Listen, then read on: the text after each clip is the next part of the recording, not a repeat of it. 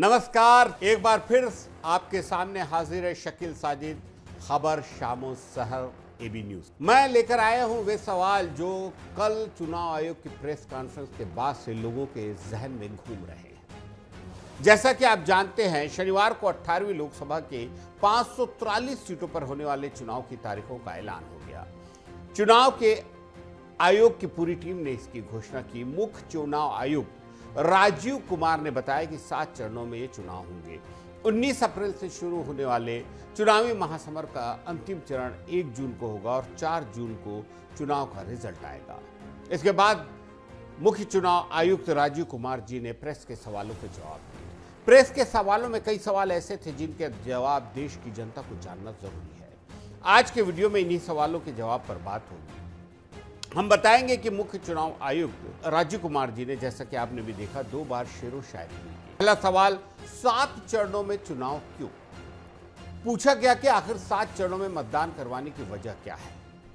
EVM को लेकर भी विपक्षी दलों की चिंताएं हैं और चुनाव आयुक्त अरुण गोयल के अचानक इस्तीफे, आचार संहिता के उल्लंघन को लेकर पक्षपात के आरोपों से जुड़े सवाल भी किए गए, जिनका जवाब मुख्य चुनाव आयुक्त राजीव कुमार ने दिया। फर्स्ट क्वेश्चन ये था कि 7 फेज में इलेक्शन क्यों, और अपोजिशन पार्टीज का ये आरोप है कि 7 फेज में होने से लेवल प्लेइंग फील्ड डिस्टर्ब होती है, किसी को फायदा होता है। एक बार कभी पूरी कंट्री का भौगोलिक और ज्योग्राफिक इतिहास और ज्योग्राफिक स्थिति को नजर डाल के देखिए। नदी, नाले, बर्फ, पहाड़, जंगल, गर्मी, सिक्योरिटी फोर्सेस का मूवमेंट कभी सोच के देखिए। They will be moving like within 3 to 4 days between the gap in the phases, they will walk length and breadth of the country. उनके ऊपर प्रेशर कभी देखिए कितना होता होगा। कभी इलेक्शन मशीनरी की पूरी प्रोसेस, कभी एग्जाम्स, कभी फेस्टिवल्स, होली, रमजान, रामनवमी, पता नहीं क्या क्या फेस्टिवल्स बीच में।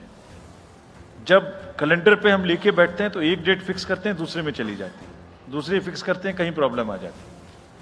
हम किसी को फेवर करने के लिए, किसी को नुकसान करने के लिए कोई भी एक्शन नहीं लेते, कोई भी एक्शन नहीं लेते। किसी को ऐसा भ्रम है तो वो गलत है। हम फैक्ट्स पे बात कर सकते हैं। लोकसभा चुनाव को 7 चरणों में क्यों करवाया जा रहा है, ये गैर जरूरी है। विपक्षी पार्टियां लगातार आरोप लगा रही है कि लंबे समय तक चलने वाले चुनाव से सत्ताधारी दल को बहुत सारे लोगों तक पहुंचने का फायदा होता है। इस पर मुख्य चुनाव आयोग ने कहा कि जो कुछ कहा उसे भी दरकिनार नहीं कर सकते। जहां की जो मैंने कहा था, हर राज्य अपने आप में अलग अलग है। किसी राज्य में 1 में भी है, किसी राज्य में 7 में भी है। जिन राज्यों में 7 में है वहां का विस्तार बहुत बड़ा है, नंबर ऑफ पार्लियामेंट्री कॉन्स्टिट्यूएंसीज बड़ी हैं, कंटेस्टेशंस ज्यादा हैं, इसलिए वो 7 में है। My friend from the Tamil Nadu has asked, वहां 1 में है, लेकिन वहां दूसरा चैलेंज है जिसके लिए what he has talked about, there is a challenge of money power in that particular state, and as I mentioned, we are extremely careful of what he has asked. If you learn it from the assembly elections which happened in another southern state recently. We have been able to cure that menace of money power to a very large extent, and we would control this. Please don't be worried.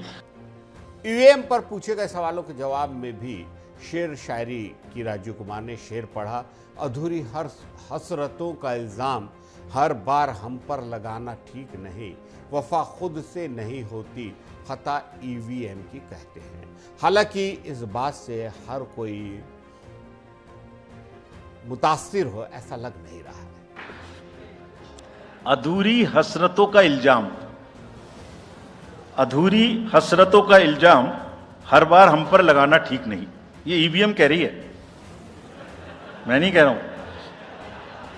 अधूरी हसरतों का इल्जाम हर बार हम पे लगाना ठीक नहीं, वफा खुद से नहीं होती, खता ईवीएम की कहते हो।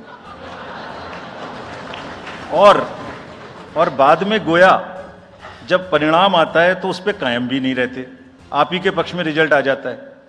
चौथा सवाल, क्यों ना बूथ पर जाने वाली ईवीएम मशीन का नंबर दिया जाए ताकि नेताओं को पता चल सके कि उसे किस बूथ से कितने वोट मिले। ये क्या बात है भाई? कितने दिन? EVMs are 100% safe, 100% sure. We know now. In last 2 years, again, we have done large number of improvements. एक ईवीएम की नंबर जो भी किस बूथ पे जाएगी वो कैंडिडेट को दिया जाएगा, इसलिए इसमें कोई प्रॉब्लम नहीं है।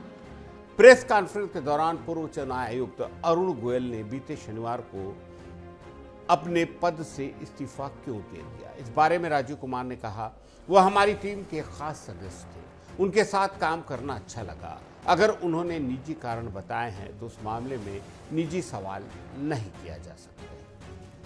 सवाल 5वां था, सत्ताधारी दल के नेता जैसे मोदी शाह पर शिकायत की कार्रवाई कभी नहीं होती, जबकि राहुल गांधी के खिलाफ लगातार एक्शन होता है।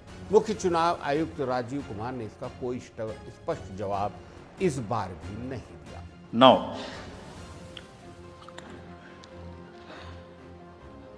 जो एमसीसी के बारे में प्रश्न पूछा, जिसमें आप ये पूछना चाह रहे हैं कि हम बायस्ड होके किसी के खिलाफ एक्शन लेते हैं, किसी के खिलाफ नहीं लेते, यही आप प्रश्न बेसिकली पूछना चाह रही हैं। पूछना नहीं चाह रही हैं, आरोप लगा रहे हैं, जिसका मुझे जवाब आपको देना चाहिए।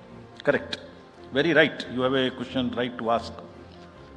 आप पिछले 8, 10, 11 इलेक्शंस की सारे आरोप जितने हमारे पास आए हैं वो सबको एक बार पढ़िए। सबको पढ़ने के बाद सबके नोटिसेस देखिए जो हमने दिए हैं, उसमें जहां जहां कोई भी वायलेशन एस्टेब्लिश होता हो उस नोटिस के बाद, जवाब आने के बाद भी हमने ऐसा नहीं है सब में कार्रवाई की है। We are very, as I said, they are kind of a moral censor which we have in the beginning issued. और जिस किसी के भी खिलाफ में अगर कहीं भी कोई केस बनेगा, हाउसोएवर हाई स्टार कैंपेनर ही और शी